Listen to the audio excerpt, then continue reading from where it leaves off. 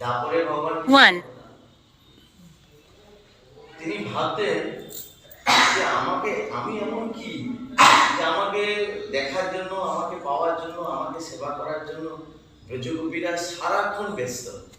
তাদের ছেলে বউ সবকিছু, সন্তান, স্বামী, শ্বশুর শাশুড়ি, ঘর থাকা সত্ত্বেও আমার সেবায় জন্য তারা সবসময় ব্যস্ত। আমি বলতে অজ্ঞান। তা আমাকে ভালোবেসে তারা কি সুখ অনুভব করতো, একটু মন দিয়ে শুনতে। বাবা এই সাইডে দাঁড়ানো, এই সাইডে আছে। আমাকে ভালোবেসে তারা কি সুখ অনুভব করতো, আমাকে এখানে পাঠাবো। আমাকে ভালোবেসে কি সুখ অনুভব করতো তারা, আমাকে ভালোবেসে আমাকে সেবা করে তারা কি আনন্দ পেত, সেই আনন্দ আমাকে পেতে হবে। কথাটা বুঝে যাচ্ছে? মহাপ্রভু মানে ভগবান কৃষ্ণচন্দ্র ভাবছেন এই আমি তাহলে কি করলে পাবো। একদিন কি করেছেন না, এরকম রত্ন খচিত মানে দেয়ালে সব রত্ন লাগানো আছে। রাজার ছেলে তো ভগবান কৃষ্ণ, গন্ধ মারা গেছে, এরকম দেয়ালে দাঁড়িয়েছেন, নিজের ছবিটা পড়ছে সেই রত্নেতে। এত সুন্দর ভুবন মহান রূপ, কালো, এত সুন্দর তার রূপ, নিজেই মোহিত হয়ে গেছে। অনেক সময় আমরা এরকম আয়না দেখি না, নিজেকে দেখে নিয়ে আনন্দ পাই, এবং ভগবানও নিজেকে দেখে এত আনন্দ পাচ্ছেন। তখন তিনি কি করছেন, বলছেন তার মনে এরকম হলো যে ওই রূপটা কিরকম কত সুন্দর, আমি একটু ধরি। এরকম ধরতে আছেন, তখন রাধারানী সখীরা সবসময় কৃষ্ণের পাশাপাশি থাকতেন। কৃষ্ণের কি মুভমেন্ট, কখন কি যাচ্ছে, কি প্রয়োজন, তারা তখন ওই ললিতা পিছন থেকে বলছেন, প্রভু হে শ্যাম কি করছো তুমি? বলছি দাঁড়াও, এই যে রূপটা কত সুন্দর, আমি একটু বুকে ধরে আমি একটু আনন্দ পেতে চাই। বলছে আরে প্রভু এ কি কর্ম তোমার? বিষয়কে কখনো ধরতে পারে? টাকাকে কখনো ধরতে পারে কি? বিষয়টা ভালো করে মাথায় ঢোকা। বিষয় কখনো ধরতে পারে কি? টাকাটাকে কি ধরতে পারে? টাকাকে কে ধরে? মানে বিষয়কে কে ধরে? বিষয়ী। মানে টাকাকে কে ধরে? বিষয়কে বিষয়ী ধরে। তার বিষয় মানে কি? মানে যার যে বিষয়টা ধরবে, তাহলে তিনি যদি পূর্ণ বিষয় হয় সে কি করে ধরবে? আর বিষয় হচ্ছে রাধারানী, বিষয় হচ্ছে রাধারানী। কথা বুঝে দেখো, বিষয় হচ্ছে ভগবান কৃষ্ণ, আর বিষয় কে? রাধারানী। সেই পূর্ণ বিষয়কে ধরার জন্য সে সবসময় ব্যস্ত। ওই জন্যই বলছে যে প্রভু আপনি একে ধরতে পারবেন, যদি আপনাকে একে ধরতে হয় এর যার কাছে বাঁধা আছে তার কাছে দিতে হবে। আর সেই দিনই রাধারানীকে গুরু হিসাবে গ্রহণ করেছিল। রাধারানী ভগবানের কৃষ্ণচন্দ্রের গুরু, প্রেমের গুরু। কিসের গুরু? প্রেমের গুরু। ওই রাধারানী বলছে বলে রাধারানীর কাছে গেলে তুমি সেই সুখ পাবে। রাধারানীকে কাছে গিয়ে বলছে বলে রাধারানী আমি তোমাকে গুরু বরণ করলাম, আমাকে ওইটাকে দাও। বলছে প্রভু আপনি এখন পারবেন না, আপনাকে তাহলে আমার মতো হতে হবে। আমার মতো হতে হবে। ভিখারি হলে তবে তো ভিক মাগতে যেতে পারবে, ধনী হয়ে যদি ভাড়া গাড়ি তখন হবে না।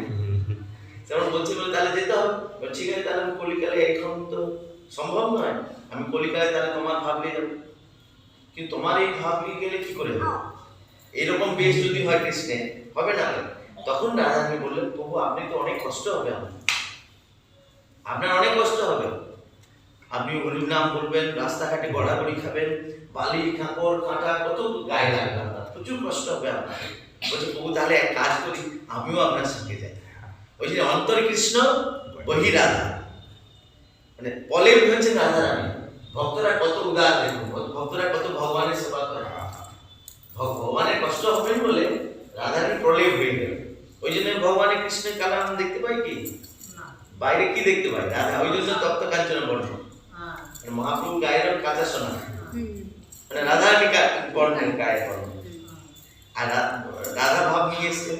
এবার এই যে এসে সবসময় রাধে রাধে রাধে রাধে রাধে রাধে হরে কৃষ্ণ জপ করছে ভগবানকে পাওয়ার বাসনা। আর শেষে অন্তিমে যখন এই পুরীতে নীলাচলে বাস করছেন, এখানে সব ভক্তরা আসছেন, বলছে যে বৃন্দাবনবাসী যত বৈষ্ণবের গণ, আর নীলাচলবাসী যত মহাপ্রভুর গণ।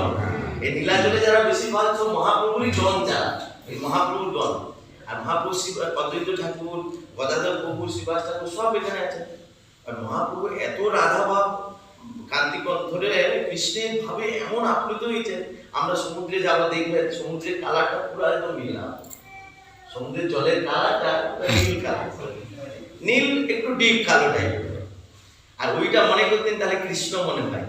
প্রত্যেকদিন ওরকম জিয়া সমুদ্রে ঝাঁপ দিয়ে পড়ে যেত, আর ভক্তরা গিয়ে জাল ফাল দিয়ে টেনে ধরে নিয়ে আসে। অনেকবার যারা মাছ ধরে তারা পেয়েছে। ওই জন্য ভক্তরা দেখবেন যে এরকম যদি দিন চলে যায়, কোনোদিন চোখের আড়ালে হয়ে যাবে, কি অঘটন ঘটে যেতে পারে। তার থেকে বাবা মহাপ্রভুকে এরকম চাবি লাগিয়ে রেখেছে ভক্তরা, সেই গম্ভীর আগে। ওই যে মহাপ্রভু ওই ভিতরে বসে আছেন, এরকম চাবি লাগিয়ে রেখেছে মহাপ্রভু। অদ্যাবধি এখনো নাকি সেই লীলা করেন গোরারা, কোনো ভাগ্যবান দেখিও না। সেই গম্ভীরা এখানে মহাপ্রভু বসে আছেন, তার বসন ভূষণ জল খেতেন, পাদুকাটাতে আমরা সব সেই ভজন স্থান এখানে, যেখানে রাধা ভাব দিয়ে সবসময় ভগবান মহাপ্রভু অবস্থান করছেন। মানে সেখানে কতটা ভাব থাকা দরকার তবে দেখা যায়। আপনারা অনেক ভাগ্যবান, আমরা অনেক জায়গায় দর্শন করছি, কিন্তু আপনারা সেই ভাবের জায়গায় বসে আছেন। মনে হয়তো কষ্ট পাচ্ছেন, তারা বিভিন্ন জায়গায় দেখে দিচ্ছে, এটা না নয়। এইরকম ভগবান কাকে কিভাবে কোন সময় কৃপা করবেন এই কেউ বলে যাবেন, পুরো লেখা যুগে থাকে। ভগবান কখন কাকে কিভাবে কৃপা করবেন সেটা ভগবানের একান্ত ইচ্ছা, হ্যাঁ কি না?